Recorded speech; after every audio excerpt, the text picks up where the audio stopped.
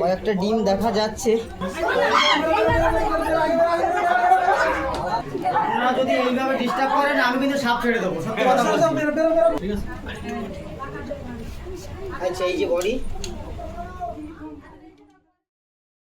নমস্কার, আমরা আছি জয়গোপালপুরে। আপনার নাম? বিনন্দ দাস। বিনন্দ দাস, ওই ভদ্রলোকের বাড়িতে আমার সেই সুমন ভাই আছে এখানে। সুমন ভাই ফোন করেছিল আমাকে। পাড়ার সকলেও এখানে উপস্থিত রয়েছে। এখানে বাচ্চা সহ সাপ দেখা যাচ্ছে। এখন ওটা কি সাপ আছে আমি ভিতরে গেলে বুঝতে পারবো। তো আমি আজ থেকে ঘরের ভিতরে যাচ্ছি। ঘরের ভিতরে এখন সন্ধ্যা হতেই চলেছে, 5টা 14 মতো টাইম হয়ে গেছে। আমি এখন ঘরের ভিতরে যাচ্ছি। কি পরিস্থিতি আছে, কালকেও নাকি ওনারা বলতে চাইছে যে 2টো বাচ্চা বেরিয়ে গেছে অলরেডি, ওনারা দেখেছেন। আজকে সেই অবস্থা আছে, কালকে আমি খবর পাইনি, যার জন্য আমি পেয়ে চলে এসেছি। এই বাকিটা আমি আপনাদের দেখাচ্ছি। হ্যাঁ, এইটাই এই বস্তাটা একটু চারটে দেখবেন তো।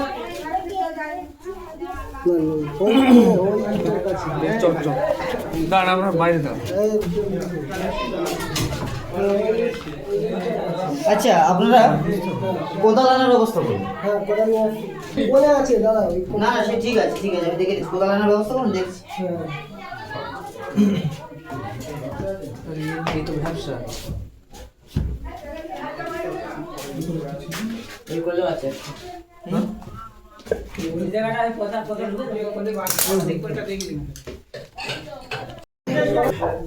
দাদা ওই পিছন দিকে আছে কিন্তু। এইখানটা দাঁড়া। কোদাল আনতে গেছে বাড়িতে মিট করে খাও না একটু।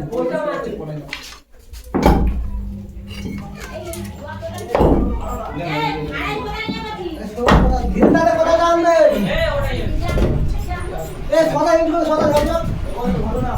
তো লিফট তো পরিষ্কার করে ফেললাম। এখানে একটা গর্ত দেখা যাচ্ছে আপাতত। গর্তটা এদিকে গেছে। ওনারা বলছে এইখানে দেখেছেন ওনারা।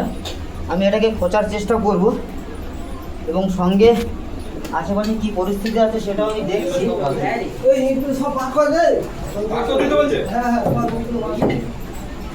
কোদালটা কে এনেছেন দাদা? কোদালটা দেবেন। লাইট নেই বাড়িতে কোথাও? একটু লাইট টর্চ নিয়ে, টর্চ লাইট একটু দাও।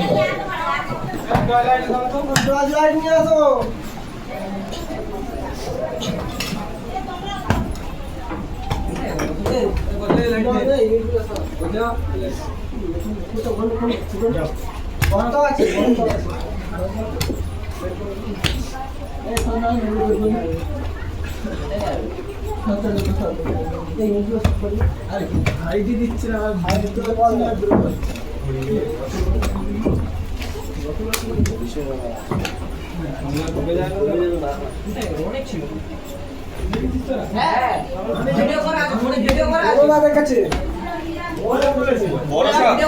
বাচ্চা কতগুলো আছে জানি না।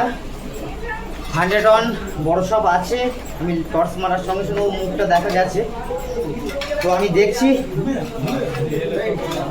এই ঘরের যা পরিস্থিতি, গর্ত অনেকগুলোই আছে। আমি আস্তে আস্তে খুঁজে ওর কাছে যাবো, গিয়ে আমি দেখাচ্ছি। দেখি বড় সবটা কোন অবস্থায় আছে, তবে সাপ আছে। এটা 100 টন।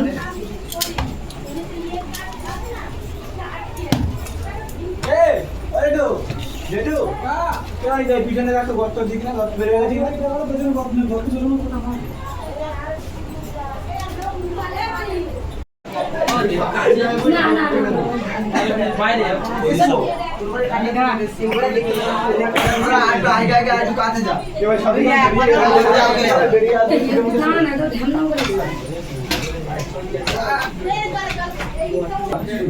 আপাতত দেখা যাচ্ছে ডিম, কয়েকটা ডিম দেখা যাচ্ছে।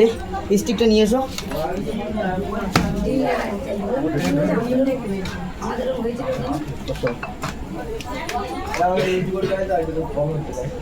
এই যে বড় সব পেয়েছি।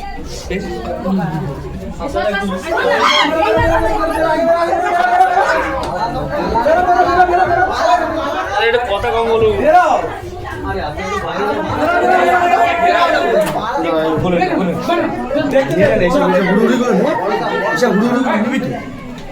আপনারা যদি এইভাবে ডিস্টার্ব করেন আমি কিন্তু সাপ ছেড়ে দেবো, সত্যি কথা বলছি।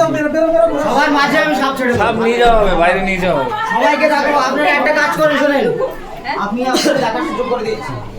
সুমনকে বলুন আমার গাড়িতে একটা সাপ রাখা আছে, ওটাকে আপাতত দেখতে রাখুন, তারপরে আমি এটা আবার দেখাবো। আমার গাড়িতে আছে সাপ আছে। যাও দেখো। চাষির দলে নাম লিখে দিয়েছি, কারণ এই যে পরিশ্রম ছোটোবেলা থেকে করা অভ্যাস নেই, তবু চেষ্টা চালিয়ে যাচ্ছি। অলরেডি ডিম দেখা গেছে, ডিমগুলো আপনাদের আমি দেখাই। ডিমগুলো দেখাচ্ছি, বড় সাপটাও দেখা গেছে, এখানে বেশ কিছু ডিম দেখা যাচ্ছে অলরেডি। এতে বাচ্চা বেরিয়ে গেছে, এর থেকে বাচ্চা বেরিয়ে গেছে। এবং বড় সাপটা এরপরে দেখাবো। সবগুলো থেকেই মনে হচ্ছে ডিম সব ফুটে গেছে। সব ফেটে গেছে, বাচ্চা অলরেডি বেরিয়ে গেছে। তো দেখা যাচ্ছিল, আমি কোন পজিশনে আছে আমি দেখে নিই।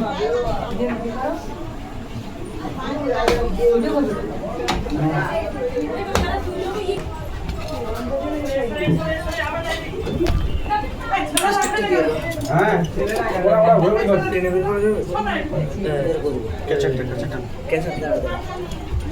আচ্ছা, এই যে বডি দেখা যাচ্ছে, ক্যাচারটা তো পুরো বলুন মাটির সাথে একদম। তারপর আমি ওকে ধরবো। তোর স্টিকটা ছোট, ঠিক আছে? আচ্ছা, এই যে বডি,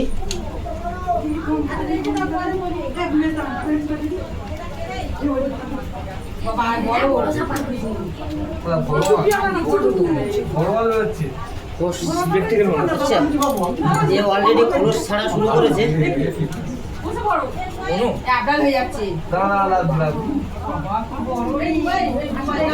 আমরা নর্মাল ভাষায় যেটা বলে থাকি ভয়ে কেউ ওঠে।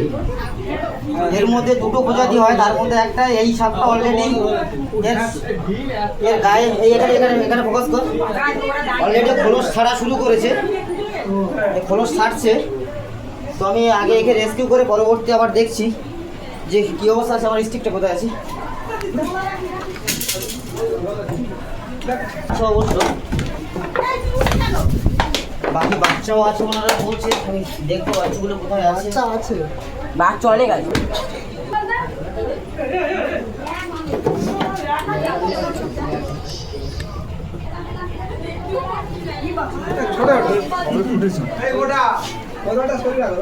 একটা বাচ্চা তো পাওয়া গেল।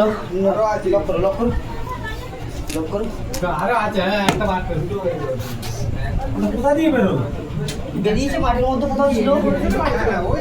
সরু সরু বাচ্চা তো, যে সাপ হয়েছে সেই দৌড় দিচ্ছে, তাহলে ঘরের ভিতরে আসার দরকার নেই। সরে যাও, ওই জায়গায় বলছি বলতে চলে যাও। ভয় শুনে দেখো।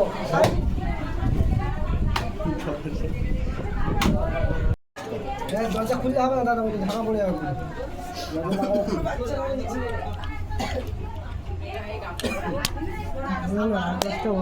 দেখেছি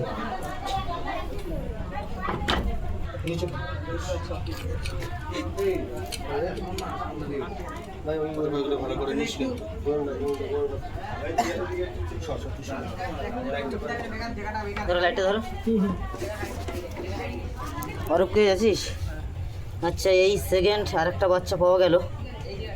দেখা যাক এখনো কতগুলো কি পাওয়া যায়।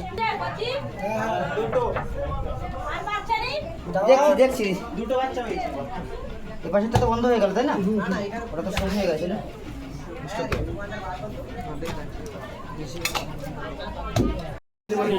বন্ধ করো, তুমি বন্ধ করো লাইটটা। 3 নম্বর বাচ্চাটা এই ডাবাটা একটু খোলা আছে। ভাই এই মোবাইল লাইটটা ধরো। 3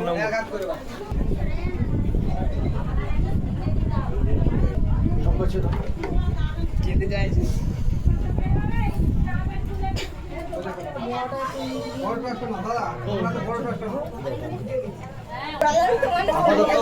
ঘরের পরিস্থিতিটা একবার দেখে নিন। চুপ কর নাই, একটু চুপ করো না। আপাতত ঘরের পরিস্থিতিটা আপনারা দেখে নিন একবার। ক্যামেরাটা দেখি নাও তুমি। সেকেন্ড মা সহ 3টে বাচ্চাকে পাওয়া গেছে। এখানে পাড়ার প্রচুর মানুষ এখানে দাঁড়িয়ে আছে, তারা ওকে আগ্রহে যে সাপটাকে দেখবে, তাই কিন্তু বাইরে একটা গর্ত থেকে গেছে, আমি জাস্ট বেরোচ্ছি ঘর থেকে, গিয়ে ওই গর্তটা একবার চেক করব, করার পর আজকের মতো সম্পূর্ণ করব। আমি যাচ্ছি, আসতে বাইরে হাঁপিয়ে গেছি, দাদার অবস্থাও এই, দুজনেই স্নান, আমরা তো বাইরে যাচ্ছি, গিয়ে ওটা আপনাদের দেখাতে বলবো। চলো সবাই বাইরে চলো। সব বেরিয়ে গেছে।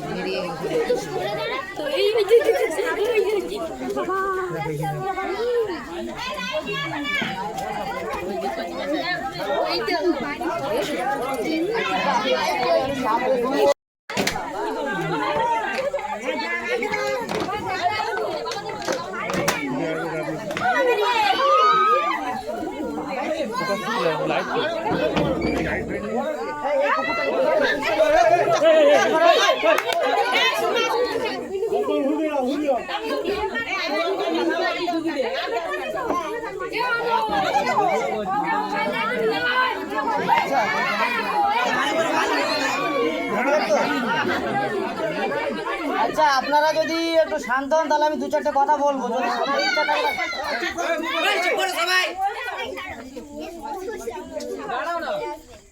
প্রথমত আমি কোনো সাপুড়ে নই, আমার এই কাজটার পিছনে একটা উদ্দেশ্য আছে, সেটা হচ্ছে এই যে সাপ আস্তে আস্তে দিন দিন আমরা সবাই মেরে দিই। প্রথমত আমরা সাপ কেন মারবো? এরা একটা শান্ত প্রাণী, এরা সহজে কাউকে আঘাত করে না। ও একমাত্র যদি ওকে আঘাত করা হয় তাহলে ও আঘাত করে, তা নাহলে কাউকেও আঘাত করে না।